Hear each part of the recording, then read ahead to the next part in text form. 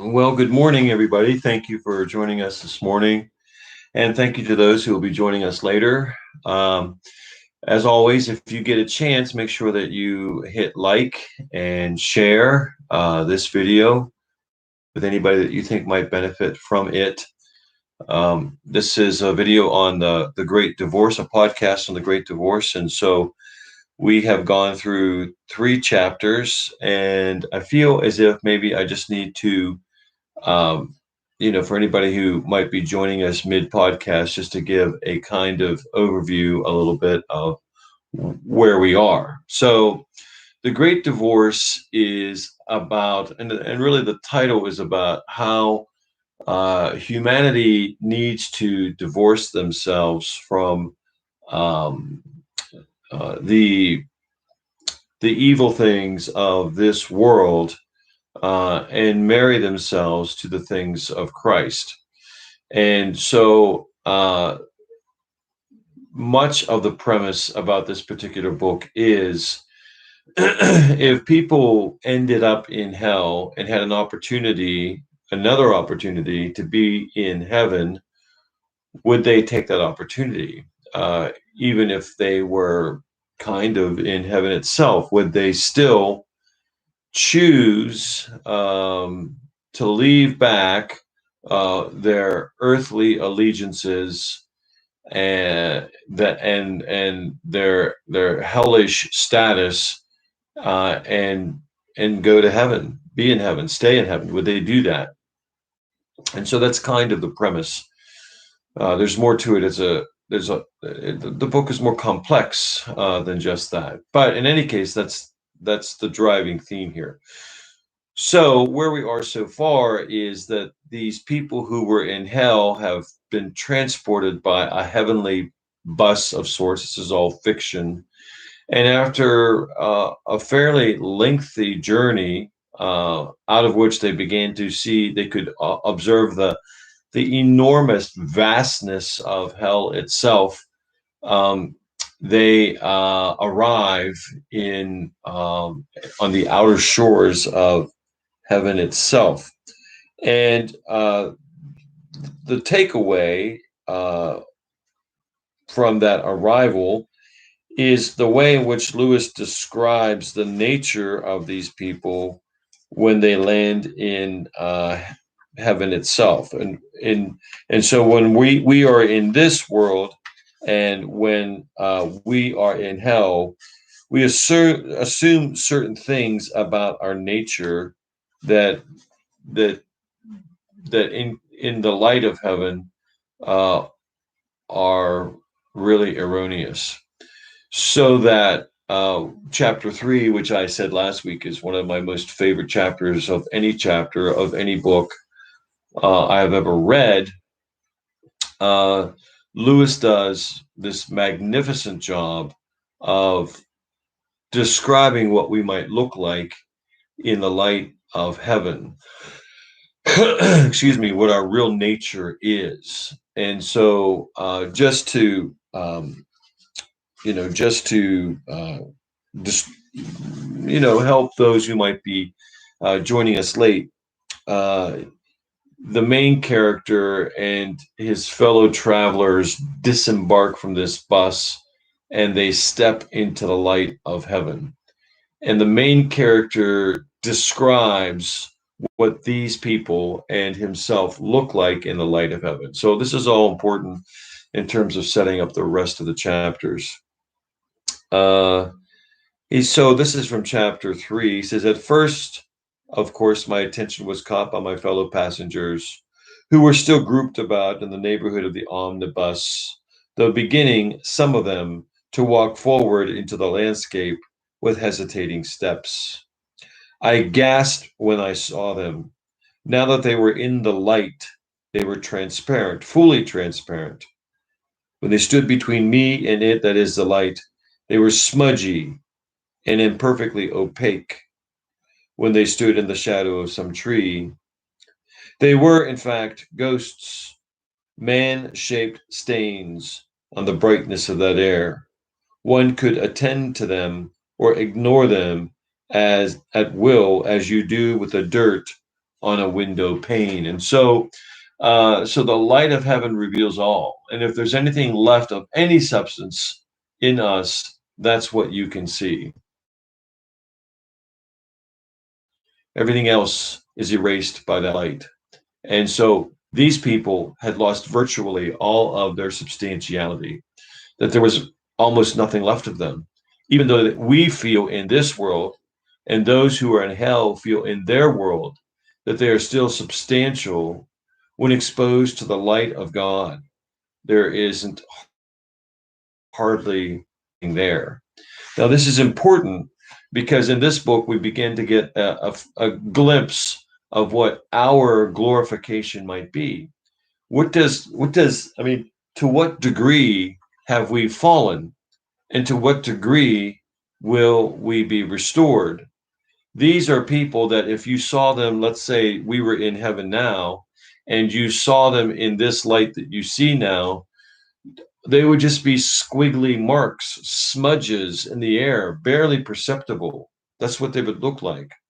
And so that's their substantiality. That's all that's left of their humanity.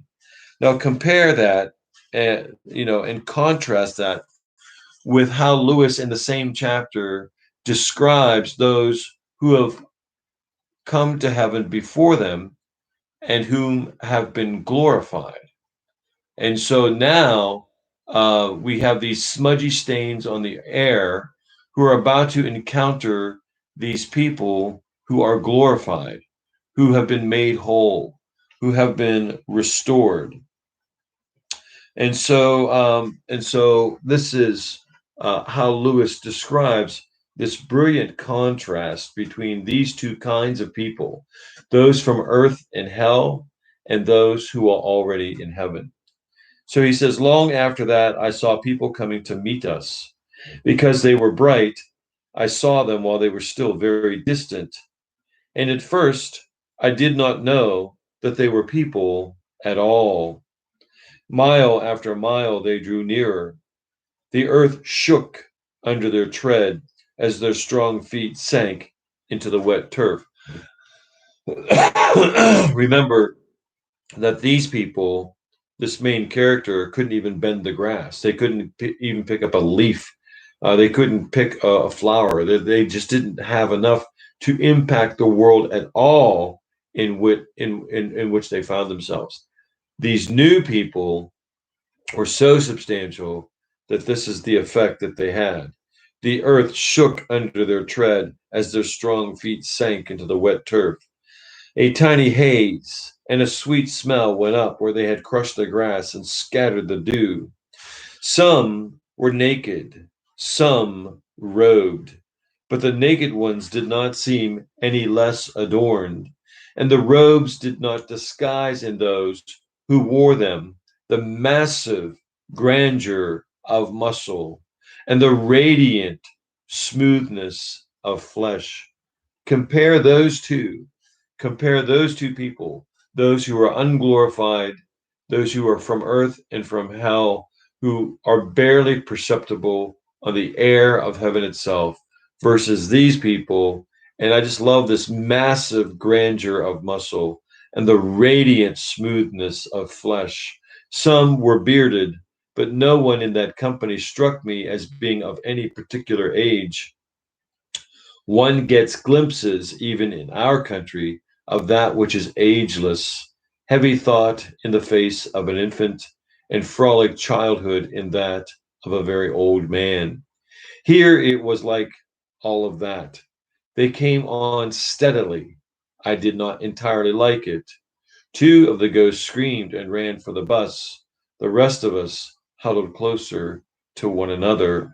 And so now we come into chapter 4, where there's this encounter between these citizens of heaven and the citizens of earth and hell. And so in particular, these people began to single out certain people from the bus as if they were assigned to them to speak to them. And you will recall, those of you who were with us when we read chapters 1 and 2, that there was a character that is described as the big man, and or the big ghost.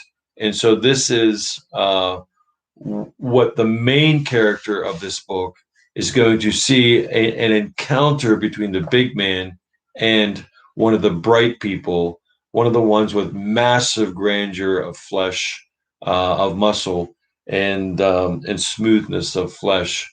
And so this is the description, and this is the encounter, and this is what's going to happen throughout the rest of the book, where these bright people find a person that they've been assigned to try and convince them to stay into hell.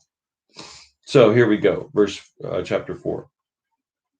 As the solid people came nearer, still I noticed that they were moving with order and determination, as though each of them had marked his man in our shadowy company. There are going to be affecting scenes, I said to myself. Perhaps it would not be right to look on. So he's anticipating that there's going to something dramatic is going to happen, and he's not sure if it's going to be violent or highly emotional. He's just not sure, and so as maybe terror. And so when you see those kinds of things, like when you're watching a movie that's a thriller or something like that, sometimes you avert your eyes because you're not sure you want to see what is about to happen. That's what he's saying here. With that, I sidled away on some vague pretext of doing a little exploring. A grove of huge cedars to my right seemed attractive, and I entered it. Walking proved to be difficult. The grass, hard as diamonds to my unsubstantial feet, made me feel as if I were walking on a wrinkled rock. I suffered pains like those of the mermaid in Hans Andersen.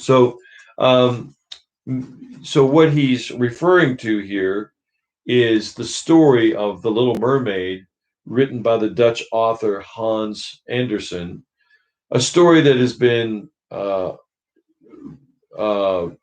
retold many times, particularly in movies and videos, and unfortunately corrupted in many respects, modified grievously from its original intent and point. So I thought I'd just read a little bit of a background for you, so that because this is what Lewis does. I mean, so much of what we read in Lewis, he just didn't think out of thin air. He read because he was informed by other classic literature, which is why it's important to read classic literature. So the Little Mermaid is a mermaid under the sea. Her father rules the sea. She has this encounter with a prince, and she saves him from drowning, and she wants to become human. And so she explores that, and she comes across a person called a sea witch, and she asks the sea witch to help her to become human. And so this is where this description comes up. And so it says, the witch warns the Little Mermaid that once she becomes a human, she will never be able to return to the sea. So you have this transition that she wants to experience. She wants to become human, which means giving up her former life. So you can begin to see some parallels here. Consuming the potion that the witch has will make her feel as if a sword is being passed through her body. And you will see that here in some respects with some of the main characters that are described. Yet when she recovers, she will have 2 human legs and will be able to dance like no human has ever danced before. So she will be more complete if this happens as a human being. However, she will constantly feel as if she's walking on sharp knives. And so this is primarily what Lewis is alluding to, that these people who are in heaven now, because they are insubstantial, when they walk on the grass, it's like they are walking on sharp knives. That's the comparison that Lewis is making here with the Little Mermaid and Hans Andersen. So the story goes on to say, a bird ran across in front of me, and I envied it. It belonged to that country and was as real as the grass. It could bend the stalks and spatter itself with dew. He could do none of that. He couldn't bend any grass stalks. He couldn't scatter any dew. Almost at once, I was followed by what I called the big man, to speak more accurately, the big ghost. He, in his turn, was followed by one of the bright people. Don't you know me? He shouted to the ghost, and I found it impossible not to turn and attend. The face of the solid spirit, the bright person that had come, he was one of those who wore a robe, which made me, so I'm sorry, he was one of those that wore a robe, made me want to dance. It was so jocund, so established in its youthfulness. And so he's so full of joy. And to look upon him, it just made him want to dance. So established he was. So this bright person was youthful and jocund, joyful. So then he addresses the big ghost, and this is what the big ghost says. Well, I am damned, said the ghost, which is literally true. I wouldn't have believed it. It's a fair knockout. It isn't right, Len. He's addressing the solid person now. This bright person is Len. It isn't right, Len, you know. What about poor Jack? Eh? You look pretty pleased with yourself. But what I say is, what about poor Jack? He is here, said the other. You will meet him soon if you stay. But you murdered him. Of course I did. It's all right now. All right, is it? All right for you, you mean? But what about the poor chap himself, laying cold and dead? And so it's interesting to me that Lewis starts out with, because what we'll do is we'll find that each of these bright spirits encounter people who struggled with a particular sin in their life. And I think in our world, we often have a priority list or a list of worst sins. So these are the worst sins, and then they descend from there to the least sins. And in our world, we probably assume that our worst sins, the worst sin that we could commit would be murder. And so I think Lewis starts out here, excuse me, with murder, to kind of get out of the way, um, how we might think about murder and murderers, and how it might be possible for murderers to be in heaven, and how this big man has in his mind that very thing, that murder is probably the worst of all sins. And so he can't get past that, as we will see. And he can't get past something else, as we will see too. But you murdered him. Of course I did, said the ghost. It's all right now. All right, is it? All right for you, you mean? What about the poor chap laying cold and dead? But he isn't. I have told you. You will meet him soon. He sent you his love. What I'd like to understand, so the ghost doesn't hear this at all. What I'd like to understand, said the ghost, is what you're here for, as pleased as punch you, a bloody murderer, while I have been walking the streets down there and living in a place like a pigsty all these years. So so now we begin to see that the big man just can't come to terms with the fact that this murderer is in heaven and he is not. The murderer gets to enjoy heaven, and he has nothing but this pigsty of the great town that he's lived in for years. That is a little hard to understand at first, said the bright ghost, but it is all over now. You will be pleased about it presently. Till then, there is no need to bother about it. No need to bother about it?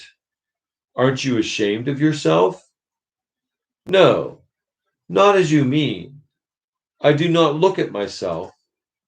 I have given up myself. I had to.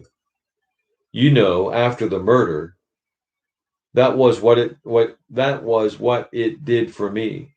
And that was how everything began. So this murder of Jack by the bright ghost on Earth before he was a bright ghost or bright spirit was a turning point in his life.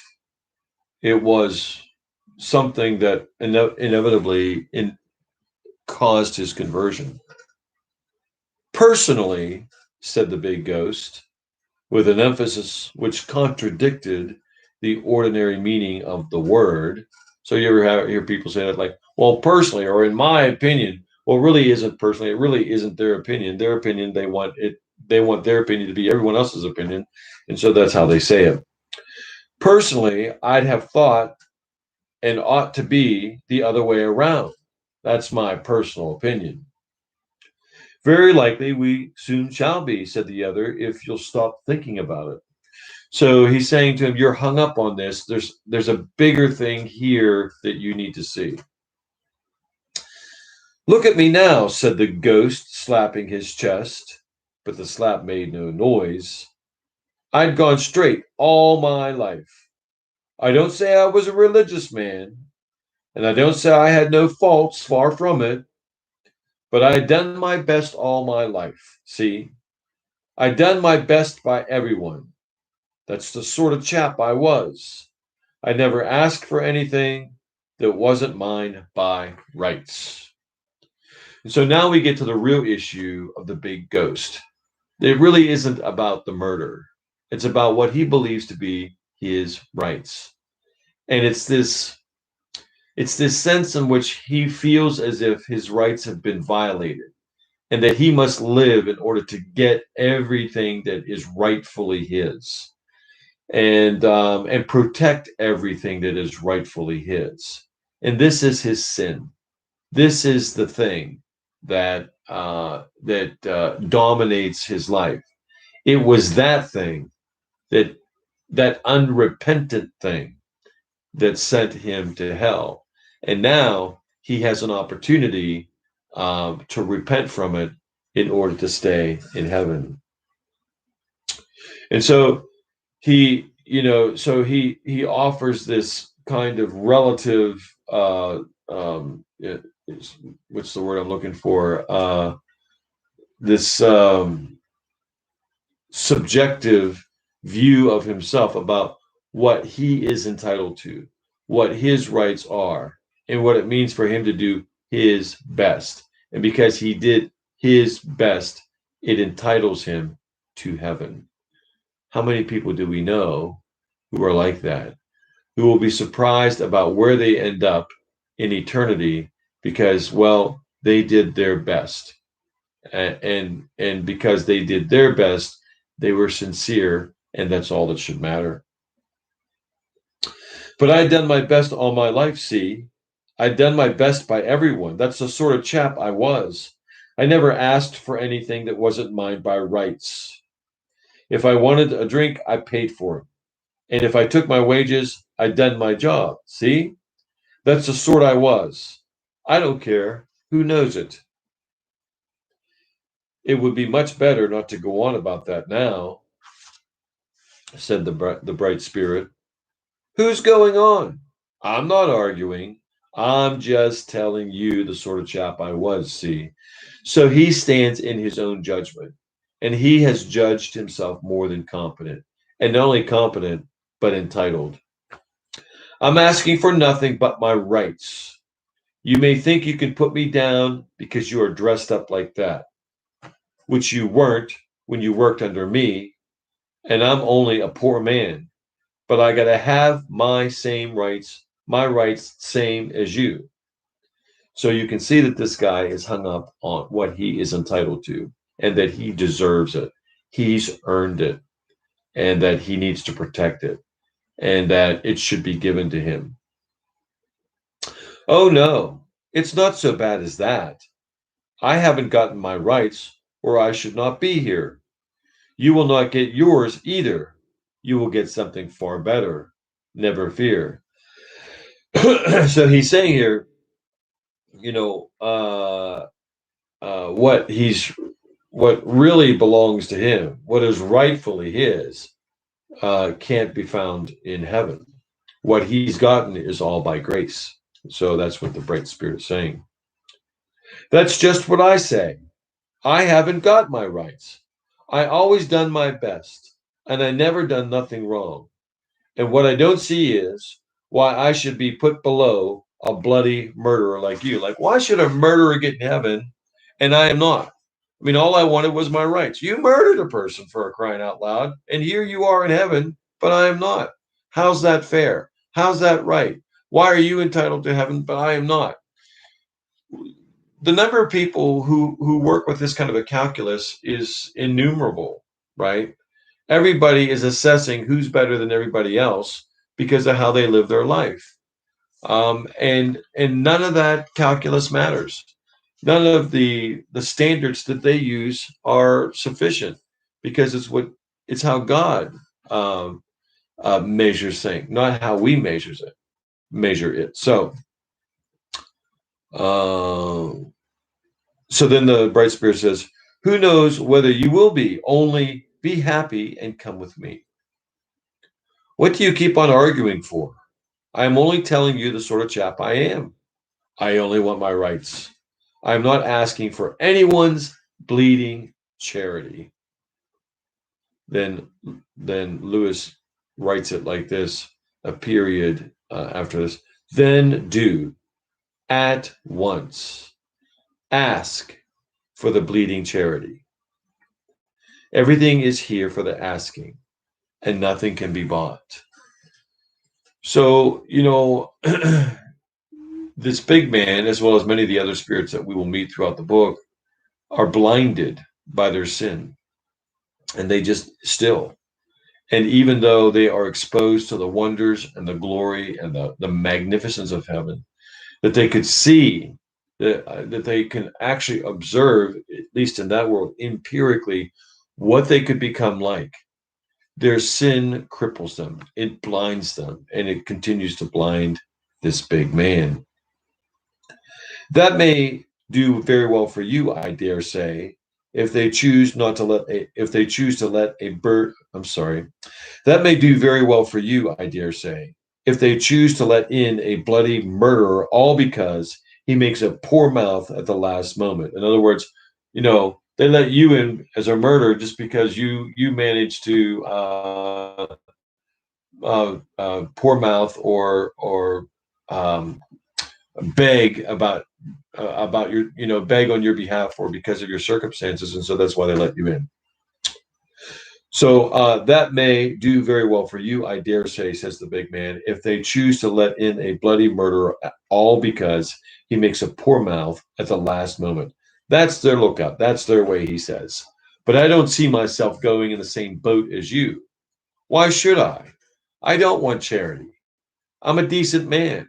If I had my rights, I'd have been here long ago, and you can tell them that I said so. So, you have this arrogance, this pride, where, this big man believes that he was simply entitled to heaven because he had done everything he needed to do. He was everything that he was supposed to be. And this was his entitlement to be in heaven. The other, the bright spirit, shook his head. You can never do it like that, he said. Your feet will never grow hard enough to walk on our grass that way. You'll be tired out before we got to the mountains. And it isn't exactly true, Mirth danced in his eyes as he said it. What isn't true? Asked the ghost sulkily. You weren't a decent man, and you didn't do your best. We, none of us were, and none of us did. Lord bless you. It doesn't matter. There is no need to go on in all of that now. So, other classic pieces of literature that remind me of this a bit would be like, Les Miserables with Jean Valjean, who believed that uh, that he was a more righteous person. I'm so so I switched them up. Javert in Les Miserables, the constable, believed that he was because he kept the law in which he kept the law, that he was more righteous, that he was a better person than Javert. Oh my gosh, I can't believe this. I apologize again. You have two characters in Les Mis, in this way, two protagonists. One is Jean Valjean, and the other is Javert. Javert is a constable who makes it his life's work to put back into prison Jean Valjean. And so Javert believes that he is more righteous because he keeps the letter of the law, and really he's arrogant and he's cruel, and Jean Valjean is compassionate, and the reason why he committed the crime he committed was out of compassion for his family. So it's that kind of a thing where Javert believes that he is the better citizen. Uh, Jean Valjean lives a life of humility and doesn't believe he is deserving of anything and simply tries to do his best in whatever way that he can. So it's that kind of a thing. Sorry, I muddled up that great story, but that's kind of what's going on. He goes on to say, "You weren't a decent man, and you didn't do your best. None of us were, and none of us did." This is original sin. This is the great theology of original sin, that none of us is perfect. We are far from perfect, and we don't do our best. And even our best is fraught with sin and corruption in comparison to the righteousness, the goodness, the holiness of God. Remember what the scriptures say, right? That our righteousness is like filthy rags. That even though we think it looks good, it's filthy in comparison to the nature and the character and the holiness of God. So you weren't a decent man, and you didn't do your best. None of us were, and none of us did. Lord bless you. It doesn't matter. There is no need to go into that at all. You, gasped the ghost. You have the face to tell me I wasn't a decent chap? Of course, must I go into all that? I will tell you one thing to begin with. Murdering old Jack wasn't the worst thing I did, said the bright spirit. That was the work of a moment, and I was half mad when I did it. But I murdered you in my heart deliberately for years. I used to lie awake at nights thinking what I would do to you if I ever got the chance.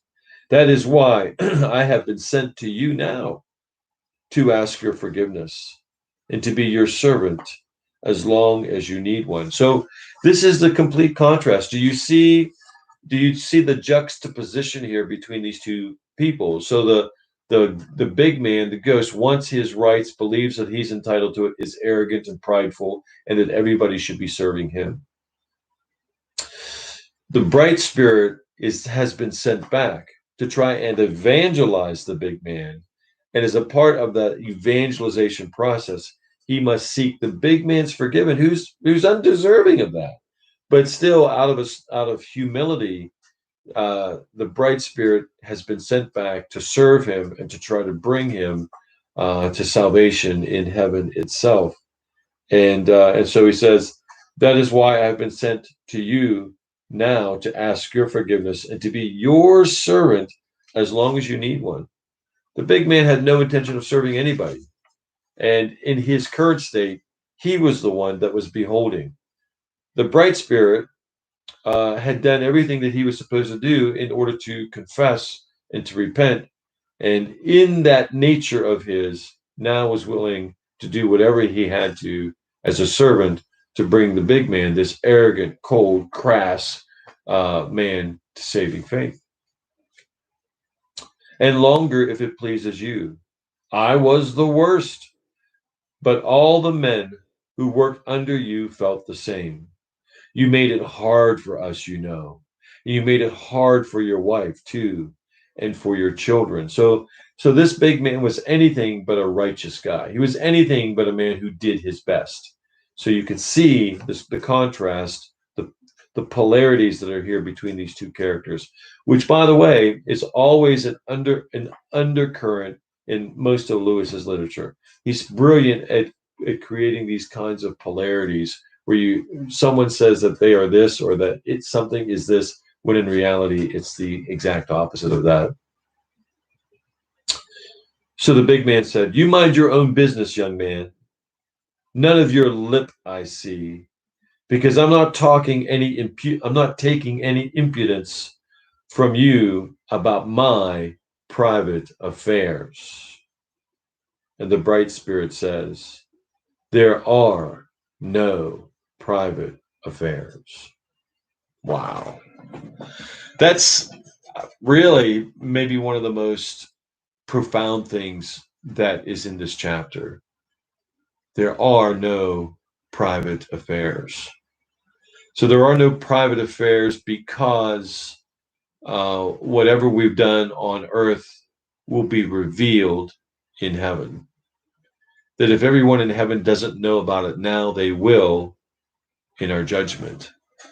There are no private affairs because whatever we do changes us.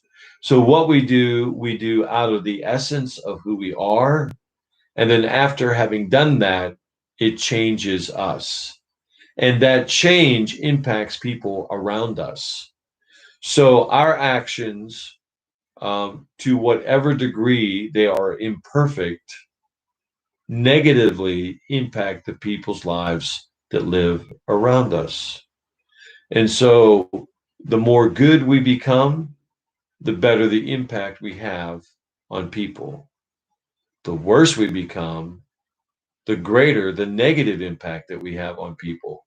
And then on not only on them, but it changes them. And therefore they pass it on to others as well in a cyclical kind of emanating process. There are no private affairs. That and that's why sin is so important. Dealing with sin in our lives is so important because it's not just us that's impacted by our sin, it's other people as well that are impacted. We degrade people's lives um, with the sin in ours. There are no private affairs. It's very profound. And I'll tell you another thing, said the ghost. You can clear off. You're not wanted. I may be only a poor man, but I'm not making pals with a murderer. It's an excuse at this point, let alone taking lessons from him. Make it hard for you, and you're like, did I? If I'd had you back there, I'd show you what work is. And so this guy's all about power too, and using his power to make people's lives minister. He has a heart of stone, not a heart of flesh. Come and show me now, said the other with laughter in his voice. It will be a joy going to the mountains, but there will be plenty of work. You don't suppose I go with you, said the big man. Don't refuse. You will never get there alone, and I am the one who was sent to you.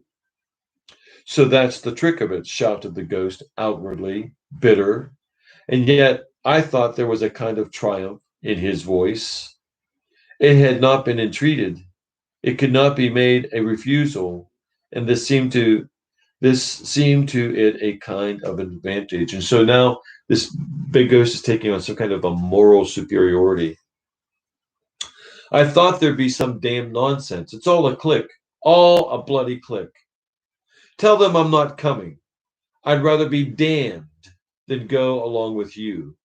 I came here to get my rights, not to go sniveling along on charity tied onto your apron strings. If they're too fine to have me without you, I'll go home. It was almost happy. The ghost was almost happy now that it could, in some sense, threaten. So here's what he does. He can see that the bright spirit wants him to come so badly that he chooses not to go, just to try and hurt the bright spirit. And so he cuts off his nose to spite his face. That he's so angry, so bitter towards this bright spirit, so frustrated, so enraged that he's not gotten what his rights are, that the only power he has, that he thinks he has, is to refuse to go with the bright spirit and to, in effect, damn himself, cut off his nose to spite himself. He thinks and tries to use this only remaining leverage that he thinks he has. If they're too fine to have me without you, I'll go home. It was almost happy now that it could, in a sense, threaten. That's what I'll do, it repeated. I'll go home. I didn't come here to be treated like a dog. I'll go home. That's what I'll do. Damn and blast the whole pack of you. In the end, still grumbling, but whimpering also a little as it picked its way over the sharp grasses, it made its way off. So this also reminds me of Milton's book, great work, Paradise Lost, where in this dialogue that Satan has, he says this: better to rule in hell than to serve in heaven. So because Satan cannot rule in heaven, and the only place he can rule is in hell, but even though hell is so much substantially and unbelievably worse than heaven, he can rule in hell. And so ruling in hell is more important to him than the glories of heaven. And so it is with this big man, that being in control and being able to say that he's been denied his rights, and having that kind of arrogance and wanting to disappoint people who say they wanted to, who are genuinely trying to help him, that he would rather go back to hell than to give them any kind of satisfaction at all. And so this is Lewis's point. And again, this is one of the primary sub-themes throughout the chapter, is that if anybody has an opportunity to go to heaven and choose hell instead, the reason why they choose hell is because they become the essence of their sin. There really isn't anything left of their humanity. And so we will see this again and again throughout the chapter with a variety of sins. Some people are not completely their sin, and they can be redeemed. And so this is, I think, one of the important themes, that as human beings, we are either practicing, modifying, adjusting, cleansing in our life, sin, so that in our practice we are becoming more and more a creature of heaven. But if sin goes unrepented, if sin continues to take root, then we become more and more a creature of hell. And that's why, just going back to this introduction, this preface that he has here, Lewis is discussing heaven and hell, and he says this: I think earth, if chosen instead of heaven, will turn out to have been all along only a region in hell. And earth, if you put the beginning, a part of heaven itself. Our experience in hell or on heaven begins now. We either take on more and more the attributes and the characteristics of heaven as Christians, or we take on the attributes and the characteristics of hell. And so that in the end, wherever we end up, when we look back after getting to heaven, we will see that we participated in heavenly things and that we will have been, at least in part, in heaven all along when we became Christians.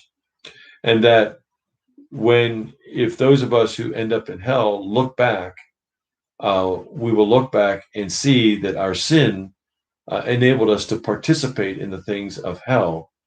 And that when we look back from hell to earth, we will see that there lingers elements, growing manifestations of hell itself throughout the course of our life, so that when we end up in hell, we will look back and think that we've been participating in hell all along.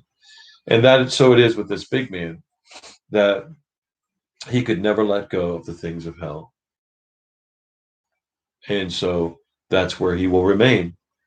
But for the bright spirit, who, even though he murdered somebody, he let that go, and changed his life through Christ, and so ended up in heaven and was glorified. And so you see this stark contrast between these two people. The big man's arrogance prevented him from entering heaven, staying in heaven, and the bright spirit's humility and confession enabled him to become a creature of heaven itself. So that's the story, and that's chapter 4. So we will do chapter 5 next week, and I would say that theologically, this is a great text about understanding our total depravity, and how God can save us from that, and the opportunities that are there if we come to terms with sin and we come to terms with Jesus Christ. So hope that's helpful, and I will see you next week. Thanks for listening. Please comment if you listen in the comment section, share, pass it on so that other people can hear this tremendous message from C.S. Lewis. Thank you very much. Bye-bye.